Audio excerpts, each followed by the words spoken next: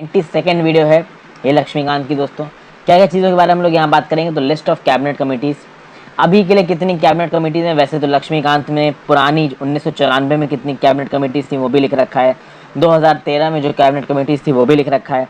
हम अभी देखेंगे कि 2019 से लेकर अब तक में कितनी कैबिनेट कमिटीज़ बनी है, क्या क्या उनमें इंपॉर्टेंट काम होते हैं, इसके बारे में बेसिक बातचीत करेंगे। फंक्शंस देखेंगे कैबिनेट कमिटीज़ के और ऑर्गेनाइजेशन ऑफ पार्लियामेंट को देखेंगे। और इसके बाद हम लोग फिर पार्लियामेंट में एंट्री मार जाएंगे, जो कि one of the most important chapters है हमारे पॉलिटी का। तो आगे बढ़ने से पहले फ्रेंड्स वीडियो पे लाइक का बटन ज़रूर दबा दीजिए। अब तक अगर आपने चैनल को सब्सक्राइब ना किया हो तो चैनल को सब्सक्राइब जरूर कर लें। मेरे द्वारा बनाई गई और वीडियोज़ को देखने के लिए चैनल पर ज्वाइन बटन भी दबा सकते हैं। इंस्टाग्राम पर फॉलो कर लीजिए और टेलीग्राम ग्रुप को जरूर ज्वाइन कर लीजिए। 2019 से लेके अब तक के लिए देखा जाए तो 8 कैबिनेट कमेटी हैं दोस्तों, जिसमें सबसे इंपॉर्टेंट अगर कोई कैबिनेट कमेटी है तो वो है cabinet committee on political affairs. अभी cabinet committee on political affairs उतनी इंपॉर्टेंट इसलिए नहीं है दोस्तों, क्योंकि यहाँ पे जो भी बातचीत होती है उसकी जो मीडिया कवरेज है ना, कभी कभी उसको पूरी तरीके से छोड़ा नहीं, मतलब ओपन नहीं किया जाता। देखिए इस तरीके के डिसीजंस की, हाँ भाई किसकी एमएसपी को कितना बढ़ाया गया, तो क्रॉप्स की एमएसपी को कितना बढ़ाया गया, तो इस टाइप के डिसीजंस को काफ़ी कवरेज मिलती है। ये सारे डिसीजंस लेते हैं cabinet committee on economic affairs. अगर बात करो कोई सीनियर अपॉइंटमेंट होना है तो उसका डिसीजन लिया जाता है appointment committee of the cabinet के द्वारा। तो cabinet committee on economic affairs बहुत न्यूज़ में रहती है। Appointment committee of the cabinet ये बहुत न्यूज़ में रहती है। Cabinet committee on security defence के फील्ड में न्यूज़ में रहती है। But cabinet committee on political affairs news में नहीं रहती है। बट सबसे इंपॉर्टेंट अगर कोई कमेटी है तो वो है cabinet committee on political affairs, जो कि पॉलिसीज लेजिस्लेशंस इनके बारे में बात इस cabinet committee on political affairs में होगी। तो बहरहाल इस समय पे जो 8 कैबिनेट कमेटीज़ काम कर रही हैं उसके नाम आपको स्क्रीन पे डिस्प्ले हो रहे हैं। आप cabinet committee on political affairs, cabinet committee on economic affairs, appointments committee of the cabinet, cabinet committee on security और cabinet committee on parliamentary affairs, इनके नाम अक्सर कर सुनोगे न्यूज़ में। बाकी 3 कमेटीज़ के नाम उतने न्यूज़ में नहीं आते हैं। अब अगर आगे बात की जाए कि फंक्शंस क्या हैं कैबिनेट कमेटीज़ के, भैया देखिए फंक्शंस की अगर बात की जाए, जो पॉलिटिकल अफेयर्स कमेटी है तो ये क्या करेगी, मान लीजिए इंडिया के फॉरेन रिलेशन से किसी मैटर को डिसाइड करना है, तो इंडिया में फॉरेन रिलेशंस क्या होने वाले हैं, इंडिया की फॉरेन पॉलिसी किस तरीके से होने वाली है, क्वाड को इंडिया ज्वाइन करेगा कि नहीं करेगा, ठीक है, लेमुआ साइन हुआ था यूएसए के साथ, इस चीज़ के ऊपर डिसीजन लेना। तो इस तरीके के डिसीजंस जो कि फॉरेन अफेयर्स में हमारी सरकार को लेने होते हैं, या फिर लेजिस्लेशन की फील्ड में डोमेस्टिक अफेयर्स में हमारी सरकार को लेने होते हैं, जैसे कि फॉर एग्जांपल प्रधानमंत्री गरीब अन्न कल्याण योजना, जो कि अभी लॉकडाउन के बाद लगाई गई, जिसके चलते ही कहा गया कि देश की 80% जनता को सब्सिडाइज रेट पे या फ्री राशन दिए जाएंगे। तो इस तरीके के जो लेजिस्लेटिव डिसीजंस होते हैं ना, ये लिए जाते हैं आपके cabinet committee on political affairs में। तो आप समझ सकते हो these are the most important decisions, foreign affairs से रिलेटेड सारे इंपॉर्टेंट डिसीजंस इस cabinet committee on political affairs में लिए जाते हैं। नेक्स्ट आती है आपकी economic affairs, cabinet committee on economic affairs. तो भैया इकोनॉमिक स्फीयर में जो कुछ भी चीज़ें होती हैं उसका approval cabinet committee on economic affairs से मिलता है। तो अगर मिनिमम सपोर्ट प्राइस को बढ़ाना है तो ऑब्वियस ही बात है, इसके लिए पहले रिकमेंडेशन कौन देगा, प्रपोजल कौन देगा, तो commission on agricultural cost and prices, ठीक है, CACP जो होता है, और उसकी रिकमेंडेशन के बेसिस पर फाइनल अप्रूवल कौन देगा, cabinet committee on economic affairs. तो पैसे का जो खर्च है जो एग्जीक्यूटिव के डोमेन के अंदर आता है उसको डिसाइड करने से पहले इसकी एक प्रॉपर बहस होती है cabinet committee on economic affairs में, जहाँ पे सारे इंपॉर्टेंट लीडर्स होते हैं। फिर भैया appointment committee on the cabinet, ये किस तरीके के अपॉइंटमेंट्स करेगी appointment committee on the cabinet. तो भैया मान लीजिए SBI के MD को अपॉइंट करना है, ठीक है, या फिर लाइफ इंश्योरेंस कॉर्पोरेशन के हेड को अपॉइंट करना है, तो इस तरीके की जो गवर्नमेंट ऑर्गेनाइजेशंस हैं इनके हेड को अपॉइंट करना है तो अपॉइंटमेंट कमेटी डिसाइड करेगी। अभी कैबिनेट सेक्रेटरी कौन बनेगा, डिफेंस डिपार्टमेंट में सेक्रेटरी कौन बनेगा, इस तरीके से जो अपॉइंटमेंट होनी है वो कौन डिसाइड करेगा, तो ये अपॉइंटमेंट कमेटी डिसाइड करेगी। तो सेंट्रल सेक्रेटेरिएट में, केंद्रीय सचिवालय में जो भी अपॉइंटमेंट्स होंगे हाई लेवल के, वो ये करेगी। पब्लिक सेक्टर एंटरप्राइज, चाहे वो पब्लिक सेक्टर बैंक्स हो, चाहे BHEL या NTPC जैसे ऑर्गेनाइजेशंस हो, उनके हेड को अपॉइंट करना कौन करेगा, गवर्नमेंट करेगी। फाइनेंशियल इंस्टीट्यूशंस में जो इंपॉर्टेंट अपॉइंटमेंट्स होंगे वो कौन करेगी, गवर्नमेंट करेगी। तो ये काम है आपका कैबिनेट कमेटी ऑन अपॉइंटमेंट्स का। ओके, तो ये भी एक बहुत इंपॉर्टेंट कमेटी, चूंकि अपॉइंटमेंट्स बहुत इंपॉर्टेंट होते हैं। अपॉइंटमेंट्स अगर एफिशिएंट पर्सन के किए जाएंगे तो ऑब्वियस सी बात है वो एफिशिएंट पर्सन काफ़ी अच्छा रोल प्ले कर सकते हैं आगे जाके। फिर एक कमेटी होती है पार्लियामेंट्री अफेयर्स कमेटी, ठीक है। अभी पार्लियामेंट्री अफेयर्स कमेटी का काम क्या है कि भैया गवर्नमेंट का जो आप कह सकते हो वर्कलोड है, जिसको पार्लियामेंट में किस तरह, मतलब गवर्नमेंट बिजनेस को पार्लियामेंट में किस तरीके से चलाना है, ये डिसाइड करेगी cabinet committee on parliamentary affairs. देखिए दोस्तों, पार्लियामेंट में पूरा का पूरा लेजिस्लेचर बैठता है, उस लेजिस्लेचर के अंदर से एग्जीक्यूटिव चुना गया। अभी उस एग्जीक्यूटिव पे समय समय पे सवाल पूछे जाते हैं, उस एग्जीक्यूटिव को लेजिस्लेशंस प्रपोज किए जाते हैं। वो एग्जीक्यूटिव जब डिसाइड कर लेता है, मान लीजिए cabinet committee on political affairs में डिसाइड हो गया कि भाई हम इस स्कीम को इस समय पे अपना पार्लियामेंट में इंट्रोड्यूस करेंगे, तो जब इसको पार्लियामेंट में इंट्रोड्यूस करने की बात आई, मतलब गवर्नमेंट के किसी बिजनेस को पार्लियामेंट के अंदर एग्जीक्यूट करने की बात आई, क्योंकि हर बिजनेस को गवर्नमेंट को पार्लियामेंट से पास कराना ही पड़ेगा। कहीं ना कहीं एग्जीक्यूटिव डिसीजंस को अगर आप छोड़ दो, नीति आयोग जैसी बॉडी बनानी है, अगर इनको आप छोड़ दो तो बाकी चीज़ें तो आपको पार्लियामेंट से पास करानी है। तो इसके लिए गवर्नमेंट बिजनेस को पार्लियामेंट के अंदर प्रॉपर तरीके से किया जा सके, इसलिए पार्लियामेंट्री अफेयर्स कमेटी बनाई गई। आप यहाँ देखो तो ज़्यादातर जो इंपॉर्टेंट कमेटीज़ हैं उनके जो हेड होते हैं वो होते हैं प्रधानमंत्री साहब। तो cabinet committee on political affairs, on economic affairs, appointment committee, इन सब के हेड कौन है? इन सब के हेड है प्राइम मिनिस्टर साहब। पार्लियामेंट्री अफेयर्स कमेटी की अगर आप बात करोगे तो पार्लियामेंट्री अफेयर्स कमेटी के हेड कौन है? होम मिनिस्टर साहब। आप देखोगे सबसे ज़्यादा इंपॉर्टेंट मैंने आपको बता दिया पॉलिटिकल अफेयर्स कमेटी, जिसको सुपर कैबिनेट भी कहा जाता है। अगर किसी भी कमेटी का मेंबर प्रधानमंत्री है तो प्रधानमंत्री ही उस कैबिनेट कमेटी को हेड करेगा। अगर किसी कमेटी का मेंबर प्रधानमंत्री नहीं है तो कोई और भी उस कमेटी हेड कर सकता है। आगे बात करते हैं ग्रुप ऑफ मिनिस्टर्स की। आप देखो कैबिनेट कमेटीज के अलावा कुछ एक और ग्रुप बनाया गया है जिसको ग्रुप ऑफ मिनिस्टर्स। अब आप थोड़ा बहुत यहाँ पे कंफ्यूज होने लगे होगे, आप सोच रहे होगे कि यार सरकार चुन के आई, पहले काउंसिल ऑफ मिनिस्टर्स बने, काउंसिल ऑफ मिनिस्टर्स में 60-70 मेंबर हैं।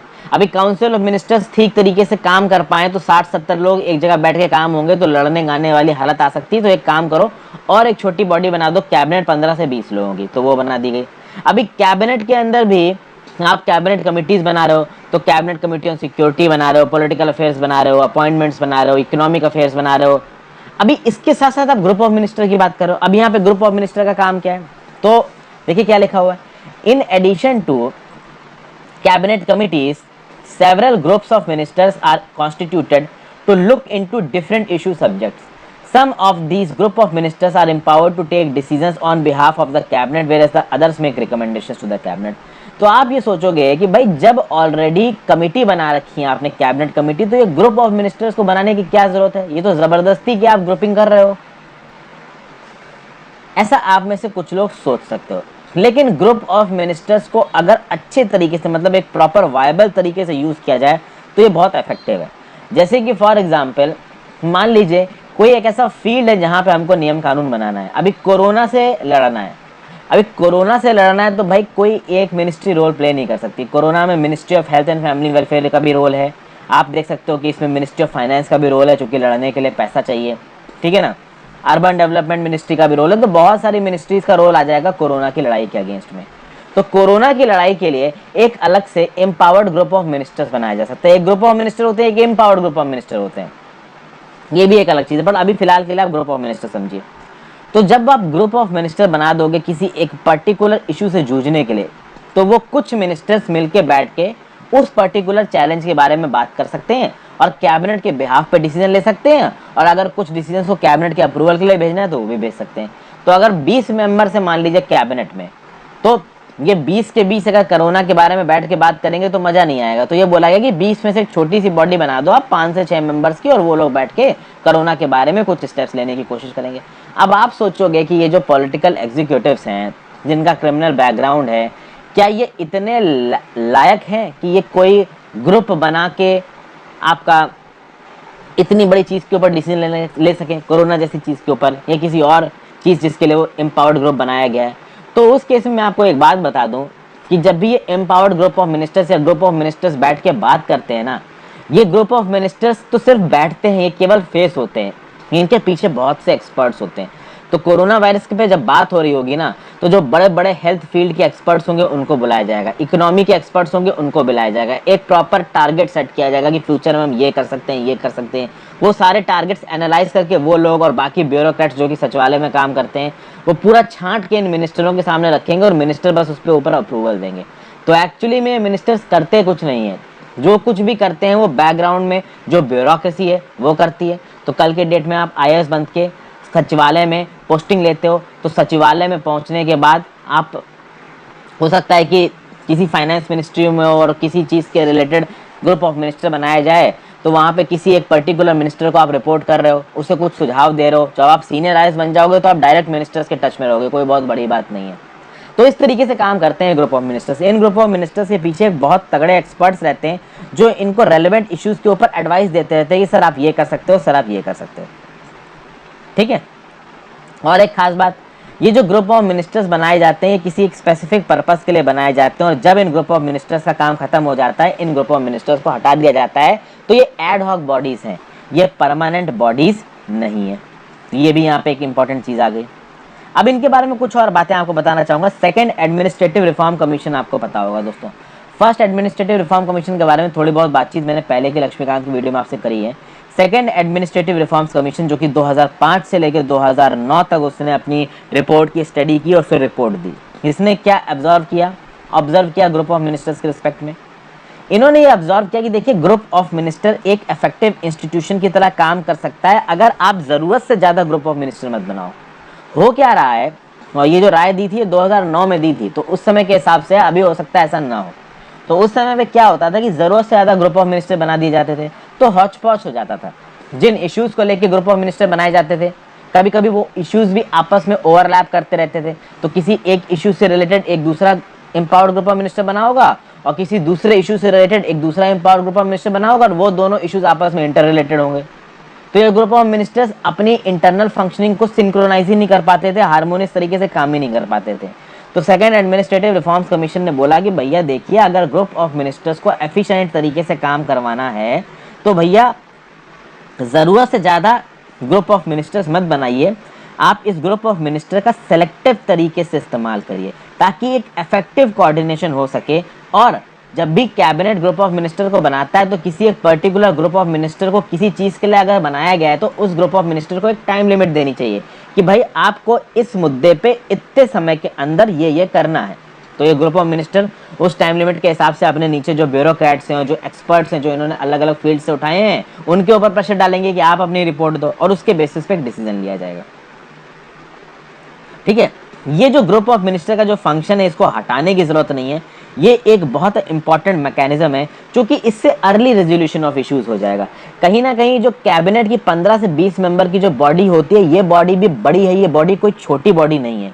तो इस बड़ी बॉडी के अंदर एक छोटा ग्रुप बन पाए जो किसी एक पर्टिकुलर फील्ड में एक्सपर्ट है, तो वो एक्सपर्ट राय दे कैबिनेट को, और कैबिनेट के बिहाफ पे बहुत सारे केसेस में वो डिसीजन भी ले सकता है, और कोई सेंसिटिव इशू है तो उस केस में अप्रूवल के लिए चीज़ें कैबिनेट के पास भी भेजी जा सकती हैं। तो कहीं ना कहीं ग्रुप ऑफ मिनिस्टर एक अच्छा इंस्टीट्यूशन है अगर उसको प्रॉपर तरीके से यूटिलाइज किया जाए। ठीक है। तो यहाँ पे चैप्टर खत्म होता है। चैप्टर नंबर 22 शुरू करेंगे दोस्तों हम लोग, पार्लियामेंट। ओके। पार्लियामेंट की बात की जाए तो parliament is the legislative organ of the union government. हमें पता है कि भैया हमारे जो भी नियम कानून बनाए जाते हैं वो पार्लियामेंट से बनाए जाते हैं, बट कहीं ना कहीं पार्लियामेंट से ही हमारे एग्जीक्यूटिव फंक्शंस भी निकलते हैं। अगर आप इंडियन डेमोक्रेटिक पॉलिटिकल सिस्टम की बात करोगे तो जो हमारी डेमोक्रेसी है, जो हमारा इंडियन का पॉलिटिकल सिस्टम है, ये क्या है? पार्लियामेंट्री फॉर्म ऑफ गवर्नमेंट है। तो पार्लियामेंट्री फॉर्म ऑफ गवर्नमेंट है, तो जो हमारी सुप्रीम गवर्निंग बॉडी बन जाती है वो कौन बन जाती है? पार्लियामेंट बन जाती है। इसको वेस्टमिंस्टर मॉडल ऑफ गवर्नमेंट भी बोला जाता है। नाना बार आपको पहले बता चुका हूँ कि वेस्टमिंस्टर एक जगह है लंदन में जहाँ पे ब्रिटेन की पार्लियामेंट है, इसलिए इसको वेस्टमिंस्टर मॉडल ऑफ गवर्नमेंट भी बोला जाता है। अगर आप पार्लियामेंट की बात करो तो इससे रिलेटेड जो संविधान में आर्टिकल लिखे हैं वो लिखे हैं article 79 to article 122 in part 5 of the Indian constitution. याद रखिएगा, article 79 to article 122 in part 5 of the Indian constitution. यहाँ पे कैसे ऑर्गेनाइजेशन होगा पार्लियामेंट में, कैसे लोकसभा चुन के आएगी, क्या उसकी कंपोजिशन होगी, कैसे राज्यसभा चुन के आएगी, क्या उसकी कंपोजिशन होगी, ऑफिसर्स कौन कौन होंगे उनमें, ड्यूरेशन क्या होगी, प्रोसीजर क्या होंगे, प्रिविलेजेस क्या होंगे, पावर्स क्या होंगी पार्लियामेंट की। और एक बात याद रखिएगा, जो प्रोसीजर है ना पार्लियामेंट्री सिस्टम ऑफ गवर्नमेंट के, सारे संविधान में नहीं लिखे हैं, कुछ rules of business of the concern house में भी लिखे हुए होते हैं, जो कि मैं आपको समय समय पे बताता रहता हूँ। आगे बात की जाए ऑर्गेनाइजेशन ऑफ पार्लियामेंट की, तो अगर आप पार्लियामेंट की बात करो दोस्तों, तो पार्लियामेंट में भैया है हमारी 3 चीज़ें, मैं आपको बता देता हूँ। अगर आप लिखो यहाँ पार्लियामेंट, तो पार्लियामेंट 3 चीज़ों बन के बना है। सबसे पहले तो आ गया इसमें प्रेसिडेंट, पहले कई बार बता चुका हूँ, फिर से लिख रहा हूँ। प्रेसिडेंट में आप जोड़ दो क्या, प्रेसिडेंट में आप जोड़ दो लोकसभा, और लोकसभा में आप जोड़ दो राज्यसभा।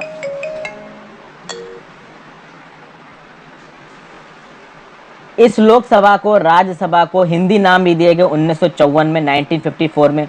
तो 1954 में राज्यसभा हो गया, लोकसभा हो गया। इनफैक्ट आप ये देखिए, काउंसिल ओरिजिनली जब पार्लियामेंट बना तो नाम क्या दिया गया, 3 houses, president, council of states और हाउस ऑफ द पीपल। अभी हाउस ऑफ द पीपल को हिंदी में बोला गया लोकसभा, काउंसिल ऑफ स्टेट्स को हिंदी में बोला गया राज्यसभा। ये जो हिंदी नाम अडॉप्ट किए गए वो अडॉप्ट किए गए 1954 में, 1954 में। तो 1954 में लोकसभा ने, जो कि हाउस ऑफ द पीपल है, उसने ये आपका हाउस ऑफ द पीपल ने लोकसभा नाम को अडॉप्ट किया। ये कब अडॉप्ट किया है, 1954 में। ओरिजिनली इसको क्या बोला गया, आपका हाउस ऑफ द पीपल। तो लोकसभा को बोला गया हाउस ऑफ द पीपल, और ये जो लोकसभा जो हिंदी का नाम है, इसको अडॉप्ट किया गया 1954 में, 1954 में। उसी तरीके से काउंसिल ऑफ स्टेट्स, जो कि आपका अपर हाउस है, जो कि आप बोलते हो राज्यसभा, तो काउंसिल ऑफ स्टेट्स ने अपने आप को राज्यसभा बोला 1954 में, जब इस नाम को उसने अडॉप्ट किया। इस राज्यसभा को आप सेकेंड चैम्बर भी बोलते हो, हाउस ऑफ एल्डर्स भी बोलते हो, आप लोकसभा को लोअर हाउस भी बोलते हो, फर्स्ट चैम्बर बोलते हो, पॉपुलर हाउस बोलते हो। तो लोकसभा को पॉपुलर हाउस बोला जाता है, लोअर हाउस बोला जाता है, फर्स्ट चैम्बर बोला जाता है।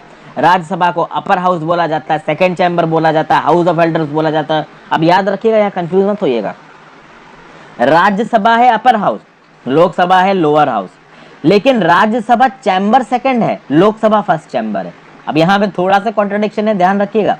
राज्यसभा है अपर हाउस, लोकसभा है लोअर हाउस, बट राज्यसभा है सेकंड चैम्बर और लोकसभा है फर्स्ट चैम्बर।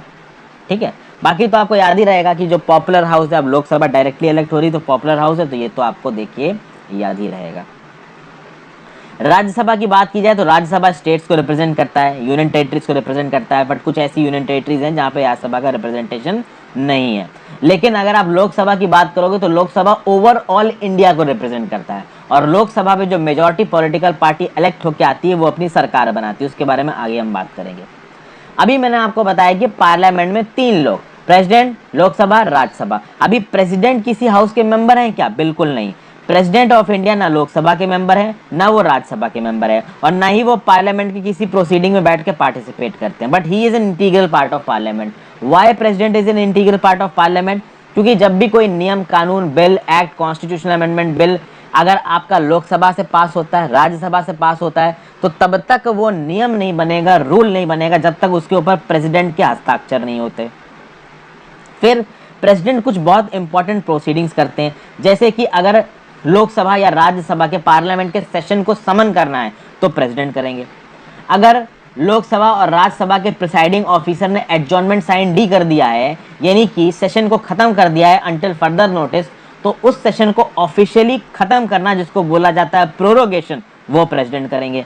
लोकसभा को डिसॉल्व करने की ताकत प्रेसिडेंट के पास है। राज्यसभा को प्रेसिडेंट डिसॉल्व नहीं कर सकता, क्योंकि राज्यसभा कभी डिसॉल्व होती ही नहीं है, याद रखिएगा इस बात को। दोनों हाउस को एड्रेस करना साल के पहले सेशन में या जनरल इलेक्शन के बाद के पहले सेशन में, ये प्रेसिडेंट का काम है। अगर दोनों हाउसेस सेशन में नहीं है और इमरजेंसी में किसी नियम कानून की जरूरत है, तो आर्टिकल 123 के अंदर, 123 के अंदर ऑर्डिनेंस इशू करना, ये प्रेसिडेंट का काम है।